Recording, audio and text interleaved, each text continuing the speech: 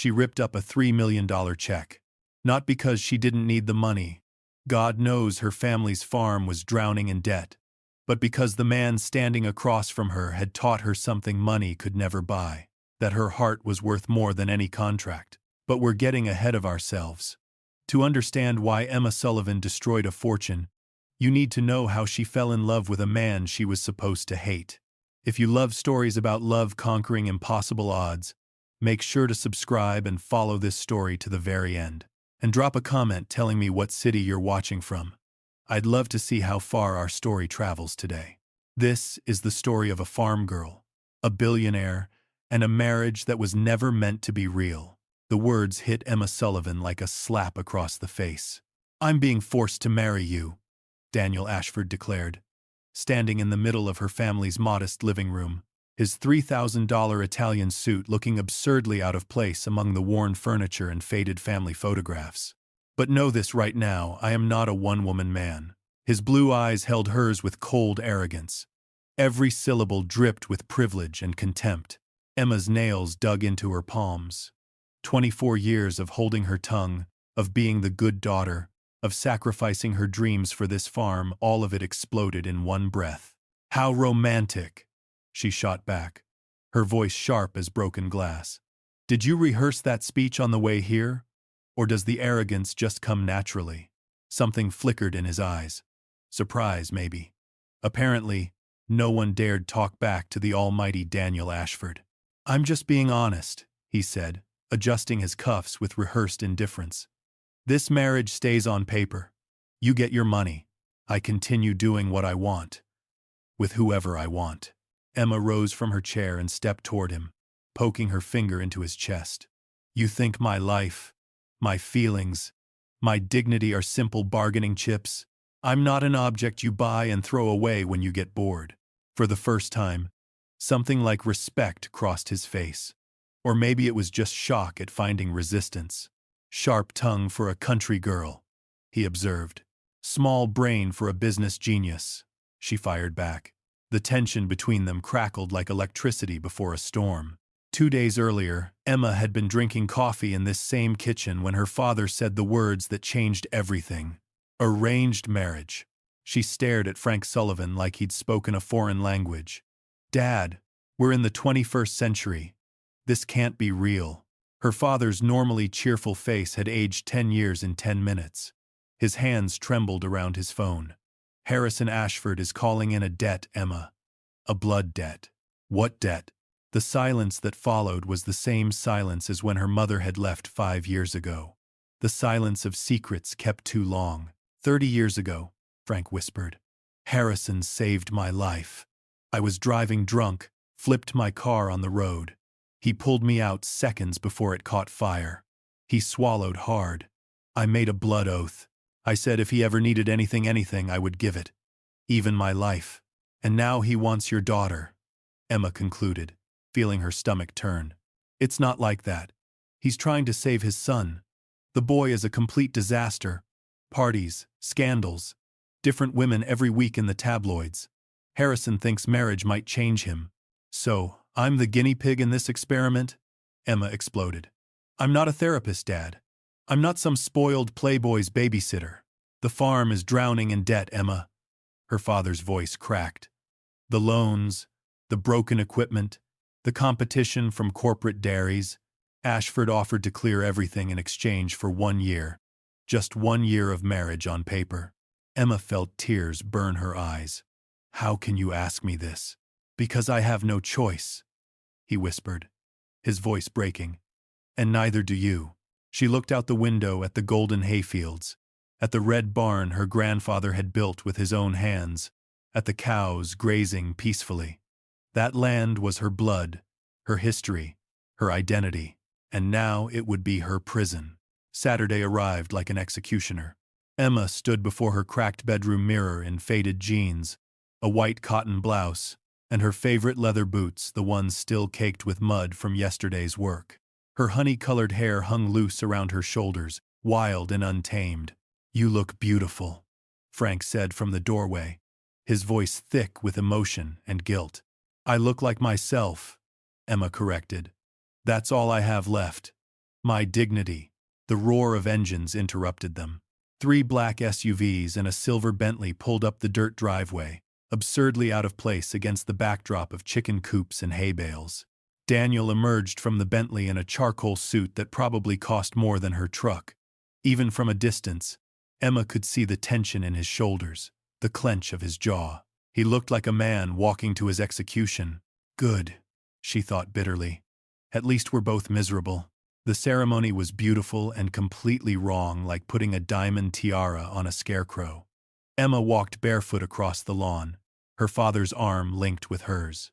When their eyes met at the altar, something flickered across Daniel's face. Surprise.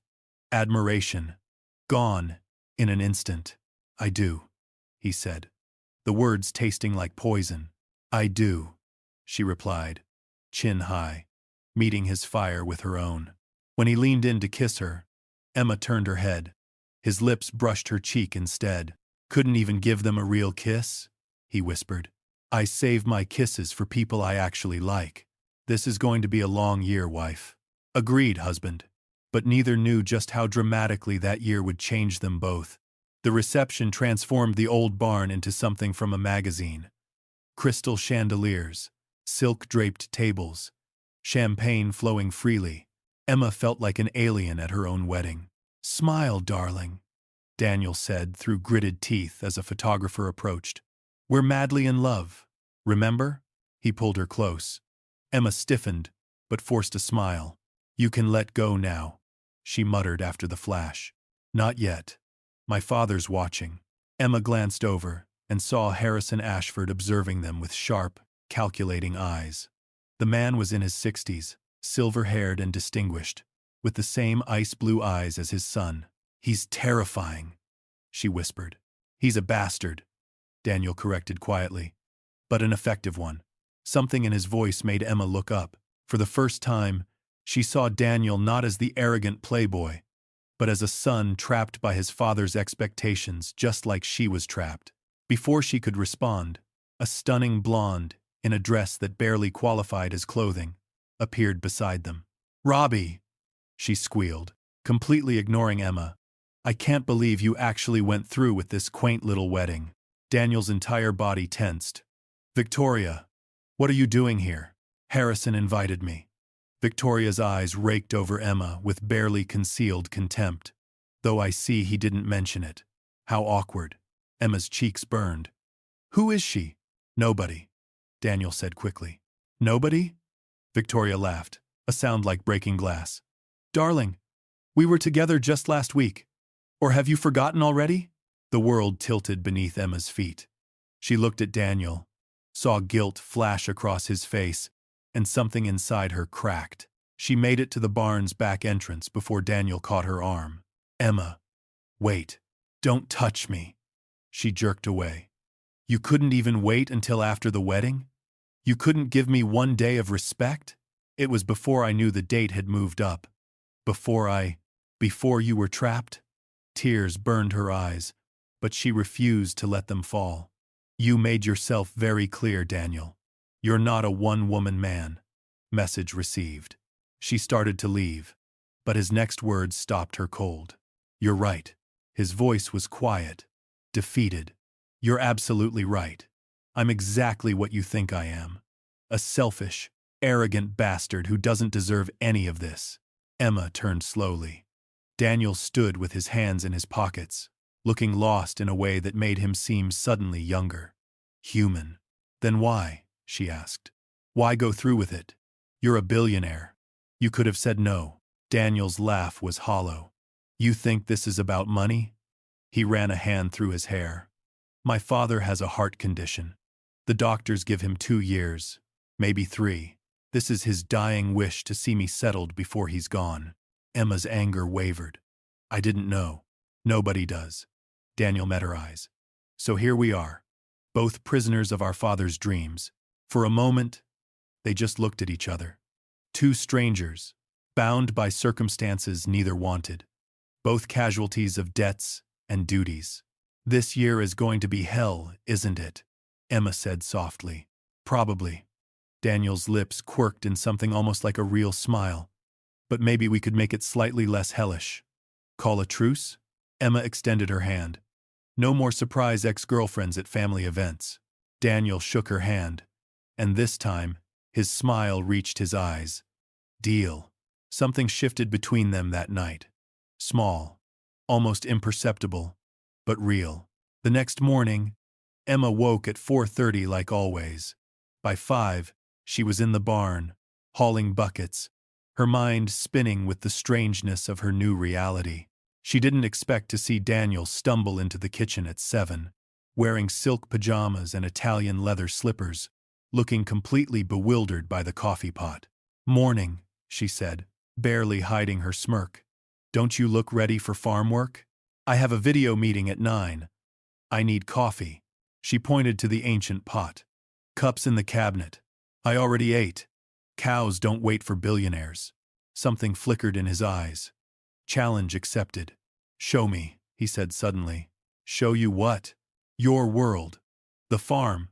What goes into keeping this place running?" Emma's eyebrows shot up. "You want to milk cows? Terrified city boy?" A slow smile spread across his face. "Think I can't handle it?" An hour later, Daniel sat on a milking stool, staring at a massive cow named Buttercup like she might attack at any moment. "She won't bite," Emma said, barely concealing her amusement. "She's enormous. She's a sweetheart. Gentle but firm grip. Steady rhythm." She crouched beside him, her hands covering his, guiding his movements. "Like this. Squeeze and pull. Squeeze and pull." Daniel was suddenly very aware of her proximity, the warmth of her body, the faint scent of hay and something floral. His concentration shattered. Then Buttercup shifted, and her hoof landed squarely in the bucket, splashing milk everywhere, including all over Daniel's borrowed clothes. Emma erupted in laughter. Real, genuine laughter that transformed her entire face. Daniel sat there, dripping and humiliated, and found himself laughing too. "I'm terrible at this," he admitted. "The worst I've ever seen." Emma wiped tears from her eyes. "But you actually tried. I'll give you that." She offered her hand and pulled him up. They stood close, both still smiling, and for a heartbeat, something dangerous passed between them. Emma stepped back first. "Come on, I'll show you the rest." Days turned into weeks. Daniel threw himself into farm work with surprising dedication, his designer watches looking absurd next to rolled-up flannel sleeves. Emma taught him to repair fences, feed livestock, navigate the endless paperwork of running a small dairy operation, and somewhere along the way, they stopped being strangers. The night the storm hit changed everything. Lightning cracked across the sky like a whip. Thunder shook the old farmhouse to its foundation. Emma jerked awake to the sound of the barn doors slamming in the wind. "The horses!" she screamed, already running barefoot into the chaos. Daniel followed without hesitation. The rain hit like needles. Within seconds, they were both soaked. 2 horses had escaped, their white eyes rolling with terror as lightning strobed. "Take Ranger!" Emma shouted over the storm. "I'll get Daisy." Daniel had ridden exactly twice in his life, but Emma was already chasing the panicked mare toward the woods. He grabbed Ranger's halter and somehow managed to lead the trembling horse back to the barn. He secured him and ran back out. No sign of Emma. "Emma!" he bellowed into the darkness. Nothing. Then a crack. A scream. Daniel's blood turned to ice. He found her 20 yards into the tree line. On the ground, Daisy's reins still clutched in her hand. "My ankle," she gasped through tears of pain. "I stepped in a hole." Without a word, Daniel scooped her into his arms. "What are you doing?" "Get Daisy." Daisy's calm. "You're not." "Daniel, I'm too heavy. You weigh nothing. Stop arguing for once in your life." Emma fell silent, her head dropping to his shoulder. Daniel felt every breath she took, every shiver that ran through her body. By the time they reached the house, his arms ached, but he wouldn't have put her down for anything. Later, he knelt before her in the bathroom, gently wrapping her ankle with bandages. "You ran into a storm for horses," he said quietly. "They're family. You could have been killed. So could you." She caught his chin, forcing him to look up. But you came anyway. Their eyes held, the air between them charged with something that had nothing to do with the storm. I couldn't. Daniel's voice was rough. When I heard you scream, I couldn't think. Just had to get to you. Daniel. He stood abruptly, breaking the moment. You should rest. But as he turned to leave, her hand caught his. Stay, she whispered. I don't want to be alone. Every rational thought screamed at him to leave. Instead, he climbed onto the bed, staying on top of the covers, maintaining that crucial distance. Emma curled toward him anyway, her head finding his shoulder. Within minutes, her breathing deepened into sleep. Daniel lay awake, feeling the weight of her trust, the warmth of her body beside his, and knew with terrifying certainty that he was falling for his fake wife. Weeks passed. The contract marriage became something neither of them could define anymore. They shared a bedroom now, Daniel claiming the guest bed hurt his back, maintaining a pillow barrier between them that dissolved every morning when they woke tangled together. Neither mentioned it. Mentioning it would make it real. Then the scandal hit. Headlines exploded across every news outlet. Ashford Enterprises scandal embezzlement scheme exposed. CEO's son implicated. Daniel's hands shook as he faced the emergency board meeting. $50 million diverted to offshore accounts. His forged signature on transfer documents. The FBI investigating. These allegations are baseless, he said. Someone's setting me up. Until this is resolved, you're suspended, his father declared. Effective immediately. The call ended. Daniel sat frozen, the weight of betrayal crushing him. Then Emma's voice cut through the spiral. We're gonna fix this. Together. He turned, expecting pity. Instead, he found fierce determination. This is corporate espionage, Emma. FBI investigations. This isn't your world. No, she said, pulling him to his feet. But fighting for what's right. That is my world. They spent 18 hours poring over documents. Then Emma found it. There. She jabbed at the screen. That transfer date you were with me at the equipment auction in Pennsylvania. Your cell pinged 300 miles from New York. You couldn't have signed these documents. Within weeks, the real culprit confessed. Marcus Chen, the VP of Finance, using Daniel as the perfect scapegoat. It's over, Daniel said. They're dropping all charges. Emma launched herself at him. Daniel caught her, spinning her around. When he set her down, they were breathless. Inches apart. Daniel's hands framed her face. Emma Sullivan, you are the most extraordinary woman I've ever met. Infuriating. Brilliant. Beautiful. Then kiss me. His control shattered. When Daniel's mouth found hers, the world ignited. Emma kissed him back just as fiercely, both finally admitting what had been building since day one. When they broke apart, both breathing hard, Daniel pressed his forehead to hers. This isn't fake anymore, he whispered. No. Emma's smile was radiant. It stopped being fake the night of the storm. But happiness, Emma would soon learn, made her a target. Victoria hadn't forgotten her humiliation. Photos of Emma and Daniel on the porch, the original contract visible in his hands, went viral within hours. Marriage of convenience. Billionaire's contractual wife revealed. Farm girl's year-long con for cash. The comments were vicious. Gold digger. She trapped him. Poor Daniel. The board voted to suspend Daniel indefinitely. His father's betrayal cut deepest. You've left us no choice, Harrison declared. You're a liability we can't afford. Then Harrison came to the farm.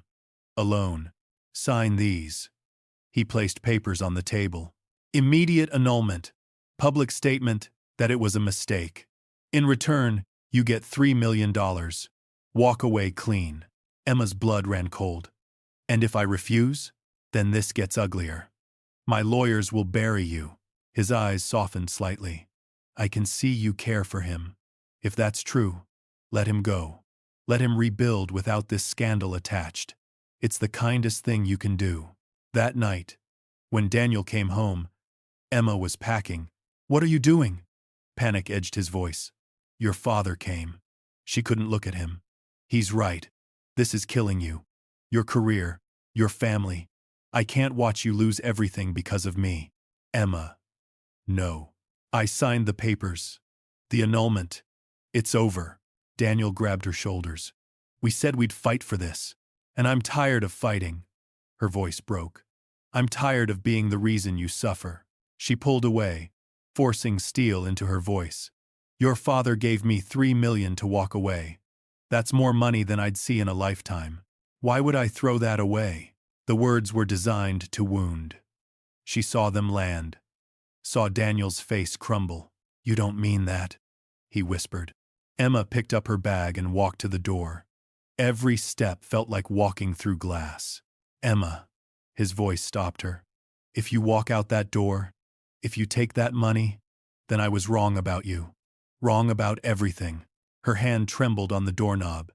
Every cell in her body screamed to turn around. Instead, she opened the door. I'm sorry, she choked out.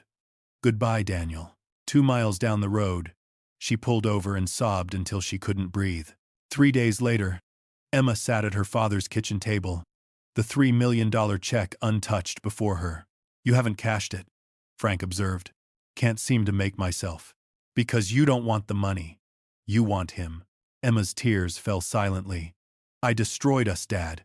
You should have seen his face when I left. Frank sat heavily. Emma, I need to tell you something about when your mother left.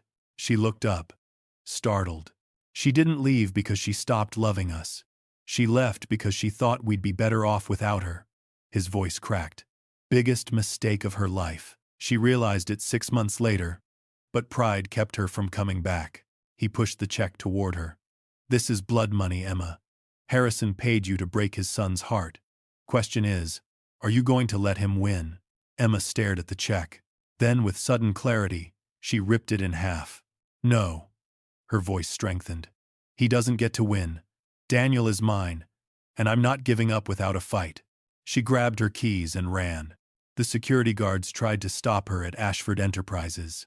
Emma threatened to cause a scene that would make the scandal look like a tea party. They let her through. Daniel sat in his empty office, staring at nothing. When the door burst open, Emma stood there, breathless, beautiful, furious. You shouldn't be here, he said quietly. Your father banned me from the building. I noticed. She stepped closer, pulling torn paper from her pocket. I ripped up the check. Let these flutter to his desk. $3 million. Gone. Daniel stared at the pieces. Why? Because it was never about money. Tears streamed down her face. It was never about the farm or the debt. It was about you. It was always about you. Then why did you leave? Because I'm an idiot. Because your father convinced me I was destroying you. Because I was terrified that if I stayed, you'd wake up one day and hate me for everything you lost. I could never hate you. I know that now. Emma closed the distance between them. Daniel, losing the company, the scandal, none of that destroyed you. But losing you is destroying me. These 3 days have been hell. I can't eat, can't sleep, can't breathe without you. Daniel stood slowly. You walked away. Told me it was about money. I lied. I was trying to protect you. I don't need protection. His control cracked. I need you. Stubborn, infuriating, beautiful you. I need my wife. Then you've got her. Emma grabbed his shirt. Because I love you. Daniel Ashford. I choose you. Not the money. Not the easy way out. You. Always you. Daniel hauled her against him, kissing her with desperate hunger. Emma kissed back just as fiercely, both of them pouring apology and promise and love into it. Marry me, Daniel gasped between kisses. I know we're already married, but marry me again. For real this time. No contracts, no conditions. Just us. Yes. Emma laughed through tears. 1,000 times yes. The office door slammed open. Harrison stood there, face purple with rage. What the hell is she doing here? Daniel kept his arm around Emma. She's here because she's my wife and I love her. She's a gold digger who, she tore up your check. Daniel's voice was steel. Walked away from $3 million to be with me. So your theory? Wrong. As usual. Harrison's face shifted. The anger drained, replaced by something softer. Resignation. Maybe even respect. You really love her, he said quietly. More than anything. More than the company, the money, your approval. I'm not sorry for loving her. Harrison was silent for a long moment. Then, incredibly, he smiled. You remind me of myself when I met your mother.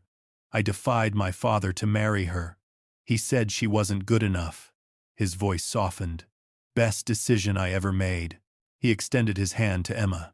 I owe you an apology. I misjudged you. Emma shook his hand warily. The board, the suspension, leave them to me. Harrison's smile turned sharp. I built this company. I can remind them who's really in charge. I don't want it, Daniel said, shocking everyone. Emma and I are building something new. Our own company. Ashford Sullivan Enterprises. Farm-to-table supply chains, my business expertise. Her agricultural knowledge. Emma stared at him. You what? Surprise. Daniel grinned. I've been planning it since you left. But now that you're back, we do it together. Equal partners. Emma breathed. In business and in life. 1 year later, Ashford Sullivan Enterprises held its grand opening in a renovated barn. 20 small farms had signed on. Emma stood on stage, Daniel's hand in hers. A year ago, I married this man thinking it was the worst day of my life. She smiled at him. Turns out it was the best. Because he taught me that love isn't about sacrifice. It's about partnership, building something together stronger than either of you alone. Later, as jazz played, Daniel pulled Emma into a dance. Happy wife? Deliriously. Think we'll last another year? Emma looked up, eyes twinkling. I was thinking more like forever. Forever works for me. As they swayed under the stars, neither noticed Harrison watching from the shadows, smiling at the son who'd finally found his way, and the daughter-in-law who'd shown him how. Because sometimes the greatest love stories begin with, I don't want this, and end with, I choose you. Always, you.